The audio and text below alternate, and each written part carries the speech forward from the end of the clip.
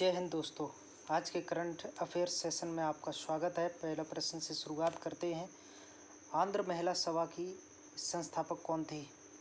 पंडित रमाबाई, दुर्गाबाई देशमुख, गायत्री देवी, सरोजिनी नायडू। इसका सही आंसर होगा B option, Durgabai Deshmukh. Durgabai Deshmukh iron lady के नाम से भी जानी जाती हैं। आइए इसको विस्तार से कैसे समझेंगे। दुर्गाबाई देशमुख आंध्र महिला सभा की संस्थापक थीं, इस कारण से बी ऑप्शन सही है। वह लोकप्रिय रूप से जो है ना आयरन लेडी के रूप में भी जानी जाती हैं। उन्होंने राष्ट्रवादियों की मदद से मद्रास में आंदोलन शुरू किया। उन्होंने आंध्र महिला नामक एक पत्रिका का भी संपादन किया। इस पत्रिका के माध्यम से उन्होंने महिलाओं को उन पर लगाए गए अर्थहीन सामाजिक बाधाओं के खिलाफ जागरूक होने के लिए प्रेरित किया।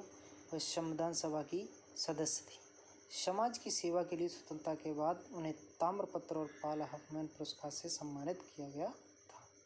आइए नेक्स्ट क्वेश्चन की तरफ बढ़ते हैं। स्वामी विवेकानंद ने शिकागो के विश्व धर्म सम्मेलन को किस दिन संबोधित किया था? 11 सितंबर, 12 सितंबर, 13 सितंबर और 14 सितंबर। इसका सही आंसर होगा शिकागो में 11 सितंबर 1893 को स्वामी विवेकानंद ने विश्व धर्म सम्मेलन में बहुत ही उत्कृष्ट भाषण दिया था। तो ए ऑप्शन सही हो जाएगा। 11 सितंबर 1893 को स्वामी विवेकानंद ने शिकागो में विश्व धर्म सम्मेलन में सबसे उत्कृष्ट भाषण दिया था, इसलिए ए ऑप्शन सही है। उनके संबोधन ने पूरी दुनिया को भारत की संस्कृति एवं मूल्यों की एक झलक दिखाई। स्वामी विवेकानंद ने संस्कृति, कृषि, अर्थव्यवस्था सहित विभिन्न विषयों पर 10 दिनों में 6 विस्तृत भाषण दिए। उन्होंने अपने विदेश प्रवास के दौरान न्यूयॉर्क में वेदांत सोसाइटी की स्थापना की। उन्होंने 1897 ईस्वी में रामकृष्ण मिशन की स्थापना की। विवेकानंद ने 1900 में पेरिस में आयोजित द्वितीय विश्व धर्म सम्मेलन में भी भाग लिया था। नेक्स्ट प्रश्न की तरफ बढ़ते हैं। निम्नलिखित में कौन सा देश G7 में शामिल नहीं है? कनाडा, जर्मनी, इटली और स्पेन। G7 का मतलब 7 देशों का समूह होता है। तो इसका सही आंसर होगा, क्योंकि कनाडा भी है, जर्मनी भी है, इटली भी है, स्पेन नहीं है, तो स्पेन इसमें नहीं शामिल है। आइए डिटेल से इसको समझते हैं। ग्रुप ऑफ 7 को संक्षिप्त में G7 के नाम से जाना जाता है। G7 एक अंतर सरकारी संगठन है। इसका गठन वर्ष 1975 में किया गया था। इसमें संयुक्त राज्य America, Canada, France, Germany, Italy, Japan और यूनाइटेड किंगडम शामिल है, इसलिए विकल्प डी सही है। G7 देश दुनिया की आबादी का 10% और वैश्विक सकल घरेलू उत्पाद का 31% प्रतिनिधित्व करते हैं। प्रथम सम्मेलन का आयोजन फ्रांस के द्वारा नवंबर 1975 में किया गया था। शिखर सम्मेलन में लिए गए निर्णय बाध्यकारी प्रवृत्ति के होते हैं। G7 शिखर सम्मेलन का कोई भी मुख्यालय नहीं है। आइए नेक्स्ट प्रश्न की तरफ बढ़ते हैं। आयुर्वेद दिवस का आयोजन किस मंत्रालय द्वारा किया जाता है? महिला एवं बाल विकास मंत्रालय द्वारा, गृह मंत्रालय द्वारा, आयुष मंत्रालय द्वारा, इनमें से कोई नहीं।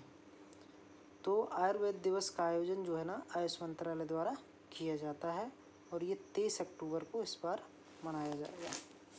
आइए डिटेल से समझते हैं इसको। हाल ही में आयुर्वेद दिवस 2022 का आयोजन 12 सितंबर से 23 अक्टूबर 6 सप्ताह तक किया जाएगा। इसका आयोजन आयुष मंत्रालय के अंतर्गत अखिल भारतीय आयुर्वेद संस्थान AII की देखरेख में किया जाएगा। इस प्रकार सी विकल्प सही है। तो इसकी थीम क्या है? हर दिन हर घर आयुर्वेद। हर साल आयुष मंत्रालय द्वारा धन्वंतरि जयंती पर आयुर्वेद दिवस मनाया जाता है। इस साल आयुर्वेद दिवस 30 अक्टूबर को मनाया जाएगा। यह कार्यक्रम 3J जन संदेश, जन भागीदारी और जन आंदोलन पर आधारित होगी। इस प्रकार 23 अक्टूबर को आयुर्वेद दिवस मनाया जाएगा। आयुष मंत्रालय को 9 नवंबर 2014 को शुरू किया गया। इसमें पहले 1995 में भारतीय चिकित्सा पद्धति और होम्योपैथी विभाग का गठन किया गया था। इसे नवंबर 2003 में आयुर्वेद, योग और प्राकृतिक चिकित्सा, यूनानी सिद्ध और होम्योपैथी विभाग के रूप में नामांकित किया गया था। Next question. भारत और जापान के बीच 2+2 वार्ता कहाँ आयोजित की गई थी? टोक्यो, नई दिल्ली, नागोया, मुंबई। तो भारत और जापान के मध्य जो है ना 2+2 वार्ता का आयोजन टोक्यो यानी कि जापान में आयोजित किया गया था। आइए इसको डिटेल से समझते हैं। हाल ही में भारत और जापान 2+2 मंत्री परिषद वार्ता 8 सितंबर 2022 को टोक्यो में आयोजित की गई थी, इसलिए ये विकल्प सही है। इसमें दोनों देशों के रक्षा मंत्री एवं विदेश मंत्री भाग लेते हैं। 2+2 वार्ता यह रणनीतिक और सुरक्षा संबंधी मुद्दों पर भारत और उसके सहयोगी देशों के बीच बैठक का एक प्रारूप है। भारत की 4 प्रमुख राजनीतिक साझेदारी के साथ 2+2 वार्ता होती है। इनमें शामिल हैं अमेरिका, ऑस्ट्रेलिया, जापान और रूस। गौरतलब है कि रूस के अलावा अन्य 3 देश क्वाड में भी भारत के साझेदारी देश हैं। नेक्स्ट क्वेश्चन, वित्तीय मध्यस्थ कोष को किन वैश्विक संस्था द्वारा लॉन्च किया गया? अंतर्राष्ट्रीय मुद्रा कोष, विश्व बैंक, एशियाई विकास बैंक, इनमें से कोई नहीं। तो इसे विश्व बैंक द्वारा लॉन्च किया गया है, यानी कि बी ऑप्शन सही है। आइए इसको डिटेल से समझते हैं। हाल ही में विश्व बैंक द्वारा वित्तीय मध्यस्थ कोष फाइनेंशियल इंटरमीडिएटरी फंड को लॉन्च किया गया, अतः बी विकल्प सही है। इस कोष का उद्देश्य कोविड-19 जैसी महामारियों को रोकने, नियंत्रित करने आदि को हेतु निम्न व मध्यम आय वाले देशों में आर्थिक रूप से प्रयासों को बढ़ावा देना है। वित्तीय मध्यस्थ कोष ये वैश्विक समुदाय को स्वतंत्र रूप से संचालित बहु योगदानकर्ता का प्लेटफॉर्म प्रदान करेगा। ये फंड G20 देशों और कुछ अन्य देशों के सहयोग से जुटाया गया है। अंतर्गत लगभग $1.4 बिलियन से अधिक की वित्तीय सहायता की घोषणा हो चुकी है। FIF जूनोटिक रोग निगरानी जैसे क्षेत्रों में महामारी की रोकथाम, तैयारी और प्रतिक्रिया क्षमता को मजबूत करने में मददगार होगा। यह क्वेश्चन, हाल ही में धन शोधन निवारण अधिनियम के तहत अपीलीय न्यायाधिकरण के अध्यक्ष के रूप में किसे नियुक्त किया गया? न्यायमूर्ति राजेश बिंदल, न्यायमूर्ति M थुरैस्वामी और न्यायमूर्ति मुनीश्वर नाथ भंडारी, न्यायमूर्ति सतीश चंद्र शर्मा। तो इसका सही आंसर हो जाएगा सी ऑप्शन, न्यायमूर्ति मुनीश्वर नाथ भंडारी। हाल ही में मद्रास उच्च न्यायालय के पूर्व मुख्य न्यायाधीश न्यायमूर्ति मुनीश्वर नाथ भंडारी को धन शोधन निवारण अधिनियम PMLA के अपीलीय न्यायाधिकरण के अध्यक्ष रूप में नियुक्त किया गया, तथा सी विकल्प सही है। न्यायमूर्ति भंडारी बीते 12 सितंबर को सेवानिवृत्त हुए हैं।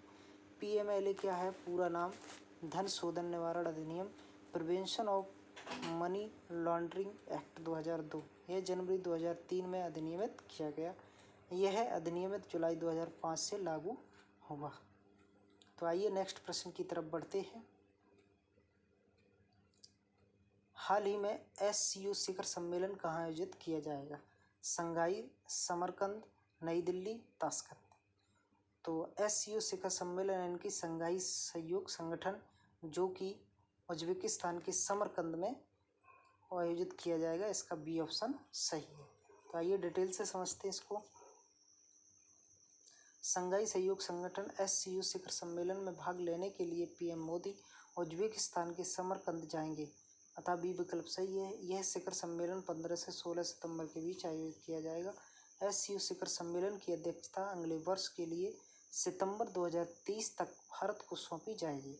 शंघाई सहयोग संगठन स्थापना 2001 में शंघाई में की गई। 8 सदस्य देश हैं इसके: चीन, भारत, कजाकिस्तान, किर्गिस्तान, रूस, पाकिस्तान, ताजिकिस्तान और उज्बेकिस्तान। ईरान, अफगानिस्तान, बेलारूस और मंगोलिया को पर्यवेक्षक राज्यों को दर्जा दिया। मुख्य रूप से क्षेत्रीय सुरक्षा मुद्दों और विकास पर केंद्रित है। इस प्रकार आपने देखा कि सभी टॉपिक्स में मैंने अच्छे से डिटेल में बताया। यदि आपको वीडियो पसंद आई हो तो लाइक, सब्सक्राइब अवश्य करें। जय हिंद, जय भारत।